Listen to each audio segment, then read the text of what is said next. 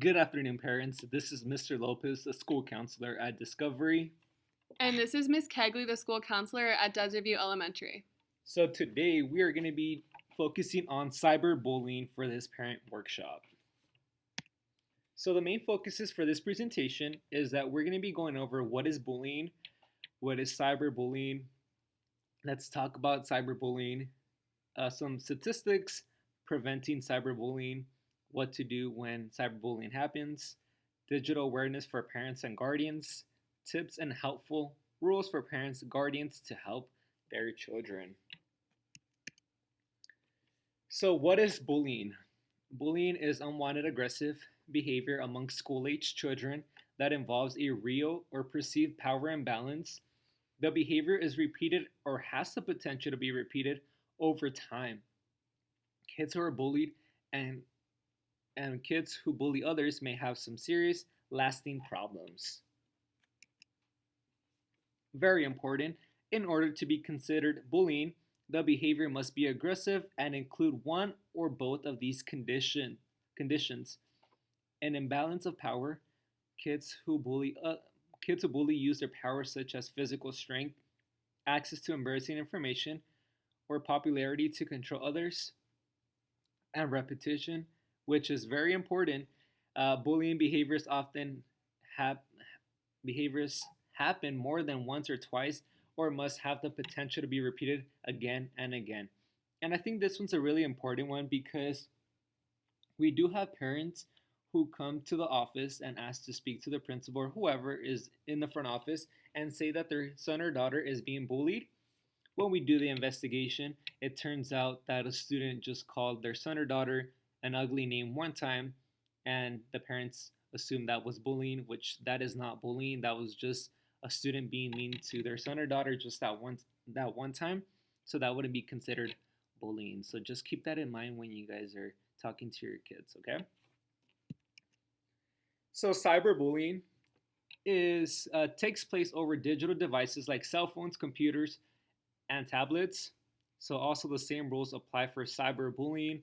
Must have an imbalance of power, and or the act must be repeated over time, not just once or twice. So some statistics: over half of adolescents and teens have been bullied online, and about the same number have engaged in cyberbullying. More than 1 in 3 young people have experienced cyber threats online. Over 25% of adolescents and teens have been bullied repeatedly through their cell phones.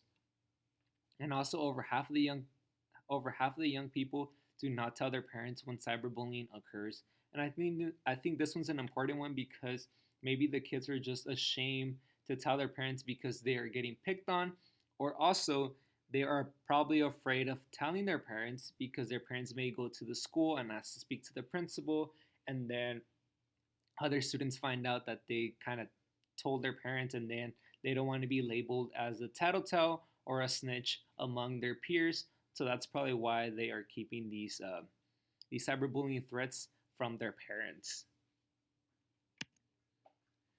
So cyberbullying can occur through SMS, text, and apps, or online in social media, forums, or gaming where people can view, participate in, or share content. Cyberbullying includes sending, posting, or sharing negative, harmful, false, or mean content about someone else. It can include sharing personal or private information about someone else, causing embarrassment or humiliation. Some cyberbullying crosses the line into unlawful or criminal behavior. So, most common places where cyberbullying occurs are social media, such as Facebook, Instagram, Snapchat, and TikTok, text messaging and messaging apps on mobile or tablet devices, Insta messaging, direct messaging, and online chatting over the internet, online forums, chat rooms, and message boards such as Reddit, email, or online gaming communities.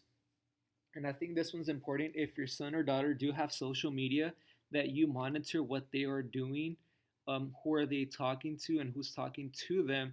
That way, if you do notice someone being a bully towards them, then you try to solve the problem immediately. How children are most commonly cyberbullied.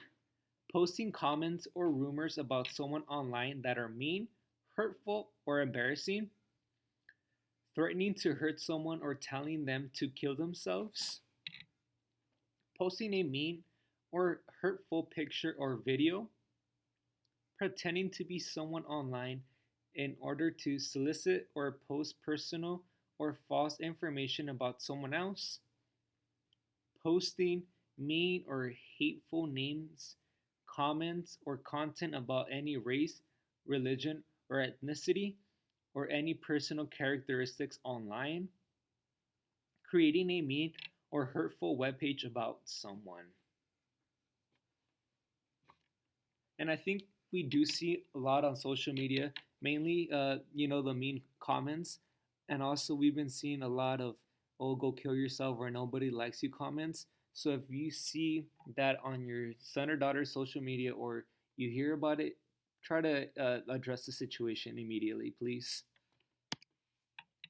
So a cyberbullying example is student is being bullied for being poor or economically challenged. So, students post mean negative comments on another classmate's social media account, commenting on his clothes and sneakers, which were not the expensive name brands that those kids were wearing. They ridicule him, calling him poor, and continue the bullying on their social media accounts. The boy missed days of distance learning school, trying to avoid the harassment and embarrassment of seeing his classmates who have been bullying. So I think with that, the repeated action is one of the ways we could tell that that was a cyberbullying example, because the kids that were calling him multiple names, right, calling him poor, continued to bully him on social media. And so that was one of the rules of bullying, right? Repeated over time. So I think this was a great example, because a lot of our students do get bullied for the way they look and their appearance. So this is Ms. Kegley here, and I'm going to talk about preventing cyberbullying. So now that we've kind of learned about cyberbullying and what that entails, and we were just talking about a great example, we just need to be aware of what our kids are doing online. A child can be bullied and being bullied by others, and also witnessing bullying. So there's three ways, right? We can either be the bully, we can be the one who is bullied, the victim, or we can be the one just watching the bullying happen and not doing anything about it, or maybe doing something about it. So the more platforms a child is using and engaging in, the more likely they are going to be subject to some sort of cyberbullying, right? The more platforms that they use on a daily basis allows for more cyberbullying to potentially happen, because they're just on their iPad more, they're on the different websites more. So we want to try to limit however many that you feel comfortable with them being on, right? I feel like one or two probably is best for the students, because we want to try to limit what their exposure is to bullying. And letting your child have access to one type of social media platform will help, right? We really just need to make sure that we limit their access, not only limit however many platforms they use, but also limit the access. So having, say their bedtime is at 8 p.m., we don't want their phone or their tablet or their computer in their bedroom for them to be able to, be on it while they're in their room alone. And that's a lot of times when things start happening, is when they're alone in their bedroom, or where their people aren't monitoring it. So we want to make sure we monitor what they're doing online. So warning signs a child is being cyberbullied or is cyberbullying others.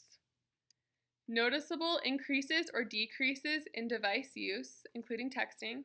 So if they're usually texting a lot and they all of a sudden kind of just stay off their phone and they're not really into their phone anymore, that's a big warning sign. A child exhibits emotional responses. So laughter, anger, upset, to what is happening on their device. So if they're clearly upset about something going on their cell phone, that's a big warning sign. A child hides their screen or device when others are near or avoids discussion about what they're doing on their device. So that's a definite red flag right there, because we need, if they're usually, out in the open, sitting at the table on their phone, but this time they're hiding something, there's definitely something going on their device, and it could potentially be cyberbullying. So we would need to talk to them further and kind of figure that out as quickly as possible. Social media accounts are shut down or new ones appear. So if they have new social media accounts and maybe deleted their other one that they've had for a while, that's a warning sign. A child starts to avoid social situations, even those that were enjoyed in the past. A child becomes withdrawn or depressed or loses interest in people and activities. So changes in behavior are something that you need to look for too, because those are warning signs of maybe being bullied or something going on involving their friends. So, what to do when cyberbullying happens? So say we are now, we figured out that our child might potentially be being cyberbullied. We need to kind of take immediate steps to figure out how to help the problem and solve it. So we can notice, so recognize that there has been a change in a mood or behavior and explore what the cause might be. Try to determine if these changes happen around a child's use of their digital devices. Ask questions to learn what is happening, how it started, and who is involved. Document. Keep a record of what is happening and where. Take screenshots of harmful posts or content if possible. Most laws and policies note that bullying is a repeated behavior, so records help to document it, right? We want to show that it has happened more than once or twice, and it's very easy to do that if it is happening digitally on a screen, because we're able to screenshot it or at least take a picture of it, so we have evidence that it is happening over and over again, which then definitely would be considered bullying and cyberbullying. So what else can we do? We can then, after those 3 steps of notice, talk, and document, we can report. So most social media platforms in schools have clear policies and reporting processes. If a classmate is cyberbullying, report it to the school. You can also contact the app or the social media platform to report the offensive content and have it removed. So for instance, Instagram, if there's harmful content or harmful words or posts that people have, you can immediately report that, and someone is on the other side, like checking and making sure that obviously the reporting is legitimate, but they're most likely going to take it down very quickly. So that's a really quick way to just get whatever is said or happening on the internet removed, so that then you can take further steps to help your child. So if the child has received physical threats, or if a potential crime or illegal behavior is occurring, report it to the police. And then our next step we could take is support. Peers, mentors, and trusted adults can sometimes intervene publicly to positively influence a situation where negative or hurtful content posts about a child. Public intervention can include posting positive comments about the person targeted with bullying to try to shift the conversation in a positive direction. It can also help to reach out to the child who is bullying and the target of the bullying to express your concern. So we would suggest reaching out to their family, their parent or guardian about this, if they're a minor. So reaching out and expressing concern so that they can be the student or the child can be talked to in a manner where they can learn from the situation, and unless there's repercussions or whatever that may be, but we want to make sure that it's also a safe space. If possible, try to determine if more professional support is needed for those involved. And we're here to help, us counselors, so we really want to make sure that our students here at school are not subject to being bullied or not being the bullies or not being the bystanders, right? We want our students to speak up if there is something going on. And then also other mental health professionals, which we do have a lot of different resources we could give to the students if they needed other mental health professionals. So digital awareness for parents and guardians. Things you can do to prevent cyberbullying and protect your child from harmful digital behavior. So, like we said, monitor a teen's social media sites, apps, and browsing history. If you have concerns that cyberbullying may be occurring, we cannot stress this enough, right? We want to definitely make sure that we are monitoring their social media. That is a lot of times where the cyberbullying happens because that's where they're interacting with their friends. That's where they're having little chats or their DMs are going on the side. And it's a lot of different things happening at once. So it's also easy to spot because if you know where to look, then it's easier to spot where the cyberbullying may be happening. That's why we have to educate ourselves with where we can look and where we can be aware. So review or reset your child's phone location and privacy settings. We want to make sure they're safe, right? A lot of times we have our locations on so people can track us, and we want to make sure that those are off, and people, and random outsiders who are able to hack their systems cannot track where your child is. Very important. Follow or friend your teen on social media or your child, and have them, be their friend just to monitor and see like what their activity is, or have someone else say they're very resistant on wanting you to be their friend on their social media accounts. Have another trusted adult, maybe an aunt or an uncle or someone like that, or just a really good family friend. Have them kind of follow them and just make sure that everything they're doing is appropriate, and who they're surrounding themselves with is also appropriate, like their friends and whoever else they're following. Stay up to date on the latest apps, social media platforms, and digital slang used by children and teens.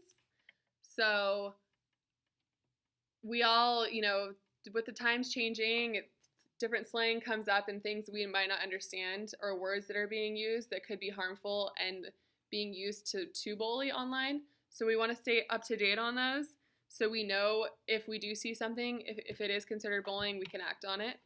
Know your child's usernames and passwords for email and social media. So just in case, you can log in and maybe take those screenshots if something seems fishy and you have a feeling that cyberbullying might be happening. You want to be able to get in there and take action.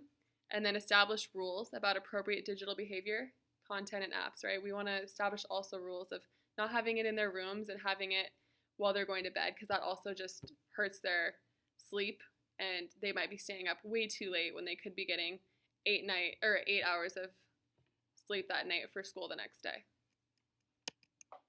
Tips for parents. Talk to your child about appropriate digital behavior and content, right? We have to establish rules. We want to set clear expectations about digital behavior and online reputation. This is kind of just reiterating what we've talked about. Educate the harmful effects of cyberbullying, posting hurtful speech or comments, sexting, and sharing naked photos of themselves or others, including potential legal issues. So we want our students to know that a lot of times if things like that happen, there can be legal people involved, right? Cops will get involved, deputies will get involved. We want to steer clear of all of that. So we want to educate what the effects are when a student makes a specific action involving types of cyberbullying. Be clear about what content can be viewed or shared. Identify which apps are appropriate for your child's use and which are not, right? Like age appropriate. So establish rules about the amount of time a child can spend online or their devices. If we want to set a time limit or not having it after a certain time at night. Those are a couple of rules that could work. One second. And I was just going to talk about what, as Kegley just said, identify which apps are appropriate for your child's use and which are not. It can also be not just apps, it can be like games. video games, because let's just say Fortnite or Call of Duty, those are for ages 18 and over. If they are playing online at any moment, any any adult or any person over the age of 18 can message them, and hopefully they aren't saying like, I'm sorry, they aren't saying any hurtful messages towards them. So also just being clear about the gamings as well, which games are appropriate for them. And then lastly, model positive, respectful digital behavior on your own devices and accounts. Most likely, if you guys are following each other, then they're going to see what you're posting and what kind of comments you make towards your friends and family, or just random other posts. So we want to make sure we're modeling the positive behavior and positive and appropriate posts. Because if we're doing it and we're having negative comments toward other people or inappropriate posts, then why would we tell our own children that that's not okay, right? We need to model the correct behavior. Talk to your child about being a bystander to cyberbullying. So, like I said, right, some students just watch it happen. They might not be the person who is bullying, or they might not be the victim. They might be watching it happen. So we need to educate them on that as well. So do not participate. Encourage your children not to like, share, or comment on information that has been posted about someone, and do not forward a hurtful text to others. Not participating may limit the potential damage of messages to others and to themselves. Do not retaliate or respond negatively. If a child feels that they must respond, encourage a calm, clear, and constructive response. Angry and aggressive reactions can make a bad situation worse. Encourage children and adults to step away from the device so they do not resort to blaming, shaming, and or retaliation. This provides time to get calm, centered, so they can create a response that makes it clear that others' digital behaviors are hurtful and unacceptable, right? And that's great. We want to teach our students and children to stand up for what's right. So I think this is a great way to start and kind of just cultivating that and, standing up for people. That's always a very good quality to have, and we want to make sure our students are one of those people that do that. Respond privately to the person who created the hurtful message. If they feel safe doing so, it may be helpful to follow up with the person who created or shared the hurtful message privately, either online, in a cell phone, or in a phone call, or in person. Doing so can make it clear they do not support the negative actions. It also provides an opportunity to authentically share concerns about the behavior and what might be behind it. Follow up with the person who was targeted. By reaching out, a child can send a powerful message that they care about that person and they do not support the negative behaviors. If needed, this connection can also provide an opportunity to assist the person in finding help related to the cyberbullying situation. I think this one's really great because it's teaching our students to reach out to someone when they're feeling down and low. And if we teach that at a younger age, they're going to, do it throughout their life and really help people that might be outcast or feeling like they're not part of the crowd, right? Just general things like that. And so following up and sending just like a kind little message like, hey, let's play at recess tomorrow, or hey, let's play an online game together later today, right? Just, I want to be your friend. Remember, I'm your friend. Just reaching out to people like that can really change their day and change their lives. So reporting cyberbullying, take steps to take immediately. So if you are just kind of confused and you're experiencing your student who may be being cyberbullied, we want to just quickly take steps just so we can calm the situation down quickly and then kind of get our head together and move forward. Don't respond to and don't forward cyberbullying messages. Keep evidence of cyberbullying, right? Record the dates, times, and descriptions of instances when cyberbullying has occurred. Save and print screenshots like we talked about earlier. Emails and text messages. Use this evidence to report cyberbullying to web and cell phone service providers and block the person who is cyberbullying. We want to cut off contact, and hopefully that makes it known to that person that what they're doing is not okay. Report bullying to online service providers, like we said. And then if it is considered a crime, I wanted to go into a little bit more detail with that. Threats of violence, child pornography, sexually explicit messages or photos, taking a video or a picture of someone where they would expect privacy, and stalking and hate crimes, and then reporting cyberbullying to schools. Those are just the quick steps you can take if you or your student or child is experiencing cyberbullying. We also have videos, supplemental videos that we wanted to show you, and we are going to have them available for you. And here's just 3, and a couple of them have to do with your students, and then one of them has to do with the parent side of things when it comes to cyberbullying. So we encourage you to watch these. But thank you very much for being a part of this cyberbullying parent training. And here's the resource that we got a lot of our information from. www.stopbullying.gov has amazing resources just about bullying in general, and then it dives in deeper about cyberbullying, and then a lot of other things. So we encourage you to take a look at that. Thank you. Yeah, thank you so much for being a part of this workshop. We really appreciate it. And if you guys have any questions, concerns, you're more than welcome to talk to the ladies in the front office, and then they can pass on our email or phone number. You guys can call us at any time, and we'll be more than happy to help you guys out in any situation that you, your son or daughters may be facing. So once again, thank you so much for your time. We really appreciate it.